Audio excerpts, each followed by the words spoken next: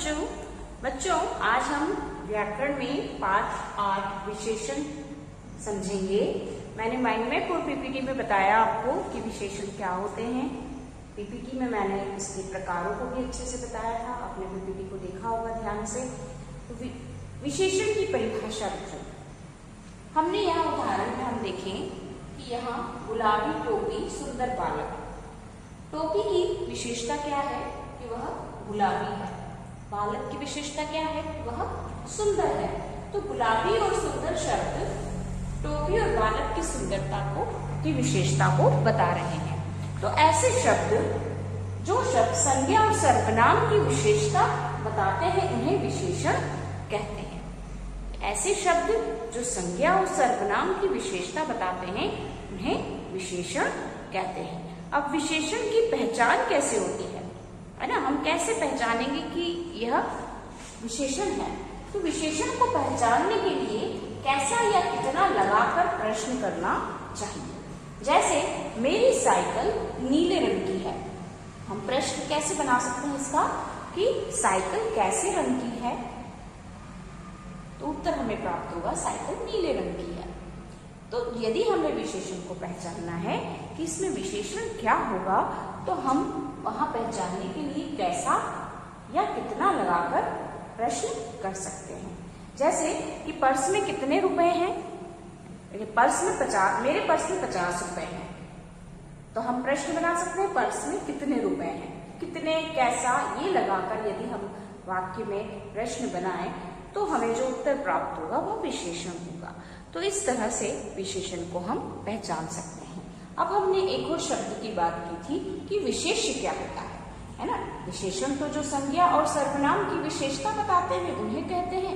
विशेष्य क्या होता है ये हम देखते हैं।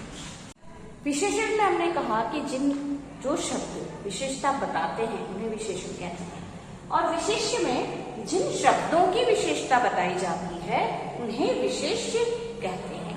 जैसे हमने उदाहरण था हमारा गुलाबी टोपी सुंदर बालक, तो गुलाबी और सुंदर तो विशेषण है, ये विशेषता बताने वाले शब्द हैं।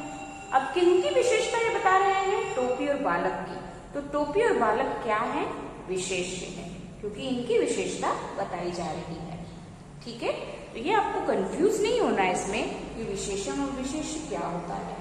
विशेषण जो होता है वो विशेषता बताने वाले शब्द होते हैं, और विशेष्य जिनकी विशेषता बताई जाती है वे शब्द होते हैं। ठीक है, तो आपको गुलाबी टोपी और सुंदर बालक से समझ में आ रहा है ना कि गुलाबी और सुंदर विशेषण है, टोपी और बालक क्या है, विशेष्य है। ठीक है, तो ये हुआ विशेषण और विशेष्य। तो हमने विशेषण की परिभाषा पढ़ी, विशेषण को कैसे पहचाना जाता है ये हमने पढ़ा, और विशेष्य क्या होता है इसके बारे में हमने पढ़ा। अब हम देखते हैं कि विशेषण के प्रकार कौन कौन से हैं, विशेषण के भेद कौन से हैं। विशेषण के 4 भेद माने गए हैं। विशेषण के भेद 4 प्रकार के माने गए हैं। पहला है गुणवाचक विशेषण, दूसरा है संख्यावाचक विशेषण, तीसरा है परिमाणवाचक विशेषण, चौथा है सार्वनामिक या संकेतवाचक विशेषण। तो ये 4 प्रकार के विशेषण हैं जिनके बारे में हम पढ़ेंगे, इनकी परिभाषा और इनके उदाहरण। सबसे पहले हम लेंगे गुणवाचक विशेषण। ठीक है, पहले तो आप ये 4 प्रकार के विशेषण अच्छे से देख लीजिए और इन्हें याद कर लीजिए। पहला है गुणवाचक, संख्यावाचक, परिमाणवाचक, सार्वनामिक या संकेतवाचक। ये 4 प्रकार के विशेषण होते हैं। सबसे पहले हम पढ़ेंगे गुणवाचक विशेषण के बारे में। पहला है गुणवाचक विशेषण। ये क्या होता है बच्चों कि जिन विशेषण शब्दों से संज्ञा या सर्वनाम के रंग रूप, गुण दोष, दशा, आकार, स्वभाव आदि का पता चलता है वे गुणवाचक विशेषण कहलाते हैं। किनका पता चलता है कि ऐसे विशेषण शब्द जो हमें क्या बता रहे हैं, संज्ञा सर्वनाम का रंग रूप बता रहे हैं, उनके गुण दोष के बारे में बता रहे हैं, दशा के बारे में बता रहे हैं, आकार के बारे में बता रहे हैं या स्वभाव के बारे में बता रहे हैं, तो वे होते हैं गुणवाचक विशेषण। उदाहरण के लिए हम देखें कि जैसे रंग रूप यानी काला, गोरा, सुंदर, लाल, है ना, इस तरह से रंग और रूप के बारे में यदि ऐसे शब्द हैं जिनमें काला, गोरा, सुंदर, लाल, पीला, नीला, इस तरह के शब्द यदि विशेषण शब्द हैं तो वहां पर गुणवाचक विशेषण होगा। यदि गुण दोष के बारे में हम देखें, जिसमें चालाक, मूर्ख, चंचल, बुद्धिमान, है ना, इस तरह के गुणों की चर्चा है, जहां पर गुणों के बारे में बताया गया है, दोषों के बारे में बताया गया है, तो ऐसे शब्द, ऐसे विशेषण शब्द होते हैं गुणवाचक विशेषण।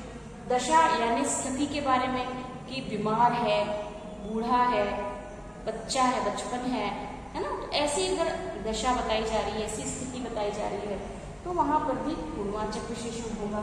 आकार, आकार जैसे लंबा है, गोल है, त्रिकोण है, छोटा है, मोटा है, इस तरह का आकार के बारे में बताया जा रहा है, तो वहां पर भी गुणवाचक विशेषण होगा। इसके बाद स्वभाव, यदि स्वभाव है, क्रोधित है, हंसमुख है, शांत है, इस तरह स्वभाव की बात हमें पता चल रही है, तो वहां पर भी गुणवाचक विशेषण होगा। तो गुणवाचक विशेषण में इनके बारे में जहां पर हमें पता चले कि संज्ञा सर्वनाम के रंग रूप, गुण दोष, दशा, आकार, स्वभाव के बारे में पता चलता है, वहां पर गुणवाचक विशेषण होता है। उदाहरण मैंने आपको बताया, रंग रूप, गुण दोष, दशा, सभी के उदाहरण मैंने आपको बताया कि इस तरह के विशेषण शब्द ही गुणवाचक विशेषण के अंतर्गत आते हैं। दूसरा है संख्यावाचक विशेषण। दूसरा है संख्यावाचक विशेषण। जिस विशेषण शब्द से संज्ञा या सर्वनाम की संख्या का बोध होता है, संख्या का हमें पता चलता है, उसे संख्यावाचक विशेषण कहते हैं। संख्यावाचक विशेषण भी दो प्रकार के होते हैं, हमने देखा है, पढ़ा है हमने कि संख्यावाचक विशेषण दो प्रकार के होते हैं, निश्चित संख्यावाचक और अनिश्चित संख्यावाचक। तो संख्या का पता, जहां हमें संज्ञा सर्वनाम की संख्या का पता चलता है, ऐसे शब्द होते हैं संख्यावाचक विशेषण। जैसे हम उदाहरण के लिए लें कि दो बच्चे खेल रहे हैं, तो दो है संख्या है, यहाँ पर संज्ञा और सर्वनाम की विशेषता संख्या के रूप में है कि दो बच्चे खेल रहे हैं, वहां पर संख्यावाचक विशेषण है। कुछ बच्चे स्कूल का काम कर रहे हैं, तो कुछ, यह भी संख्यावाचक विशेषण हुआ, है ना। अब निश्चित संख्यावाचक और अनिश्चित संख्यावाचक क्या होता है? निश्चित संख्यावाचक में क्या होता है कि इसमें संज्ञा और सर्वनाम की निश्चित संख्या की जानकारी हमें मिलती है कि इसमें निश्चित है कि इतने ही हैं। जहां निश्चित संख्या की जानकारी प्राप्त हो, वहां पर निश्चित संख्यावाचक होता है, और जहां निश्चित संख्या की जानकारी प्राप्त नहीं होती है, वहां पर अनिश्चित संख्यावाचक विशेषण होता है। ठीक है, तो यहाँ पर निश्चित संख्यावाचक का उदाहरण हम जैसे लें कि पिताजी ने 1 दर्जन केले खरीदे। कितने दर्जन? 1 दर्जन। 1 दर्जन में कितने केले होते हैं? 12 केले होते हैं। तो 1 दर्जन केले खरीदे। मेरे पास 5 पेंसिल हैं। मेरे पास 5 पेंसिलें हैं।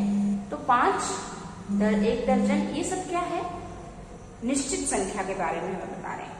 ठीक है, तो ये हुए निश्चित संख्यावाचक विशेषण। दूसरा है अनिश्चित संख्यावाचक।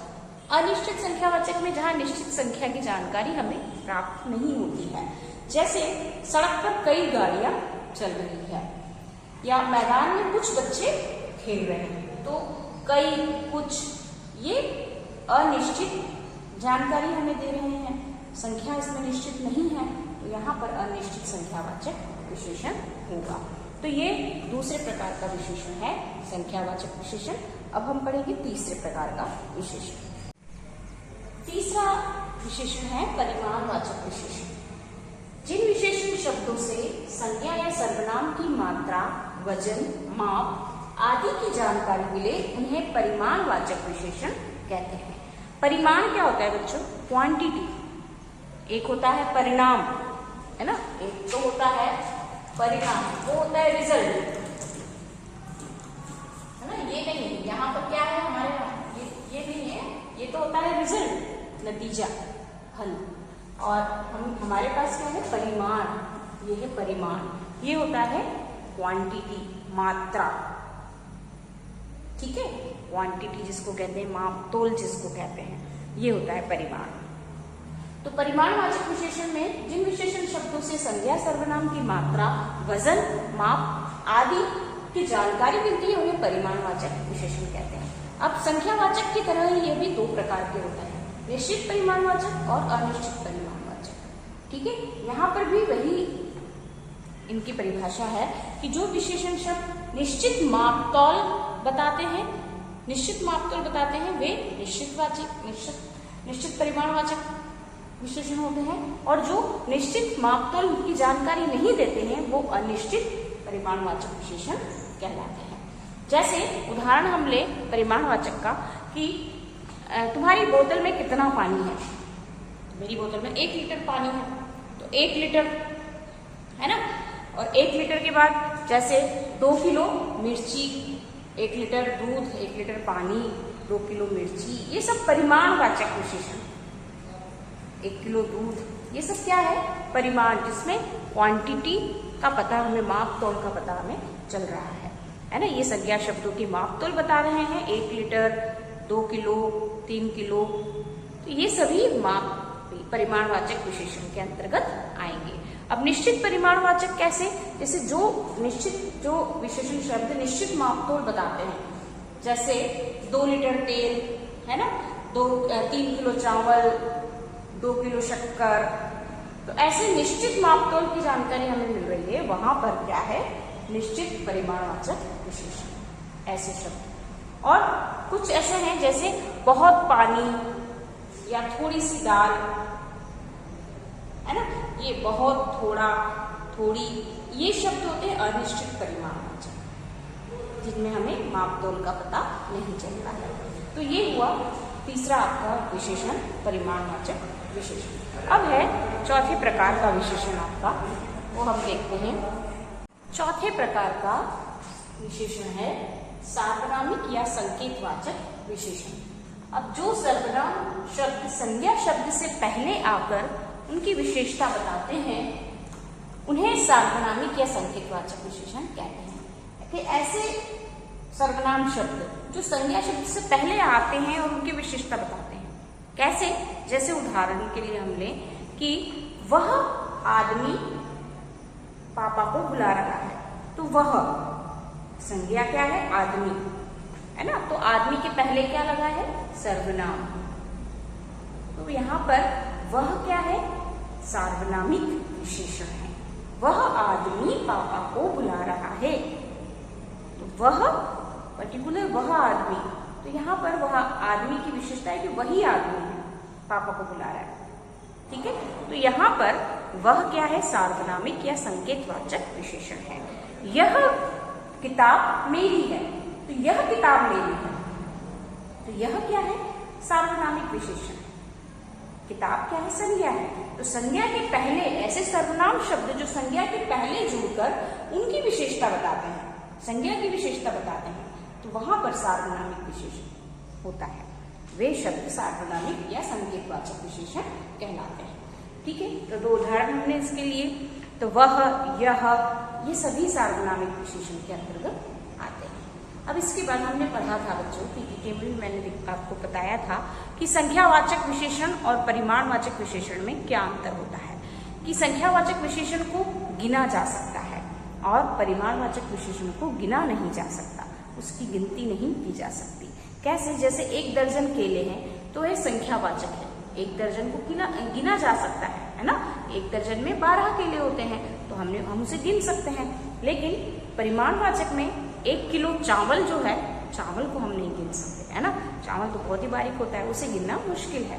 तो जो गिना जा सके वो संख्यावाचक विशेषण होता है, जो नहीं गिना जा सके वह परिमाणवाचक विशेषण होता है।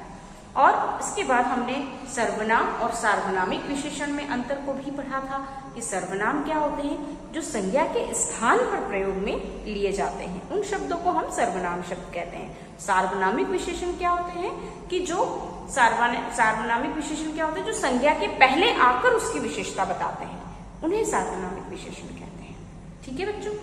तो आपको ये बात ध्यान रखनी है ना।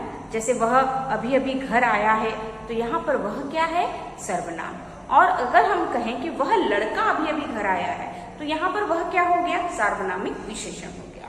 दोनों में वह लगा है, लेकिन दोनों के रूपों में अंतर है, एक का रूप सर्वनाम का है, दूसरा सार्वनामिक विशेषण बन गया, है ना। तो ये बातें आपको ध्यान रखनी है बच्चों, ठीक है। तो विशेषण का हमारा ये लेसन कंप्लीट हुआ, आपको अच्छे से समझ में भी आया होगा। तो तो अब हम इसके प्रश्नोत्तर जो भी हमें करना है वो हम करेंगे, प्रश्नोत्तर करेंगे, इसके एक्सरसाइज करेंगे। ठीक है, तो आप इस लेसन को, इस वीडियो को देखिए और लेसन को अच्छे से समझ लीजिए। अच्छे से लेसन को आप समझेंगे तो आपको प्रश्नों के उत्तर लिखने में भी कोई दिक्कत नहीं आएगी। ठीक है बच्चों, बाय बाय।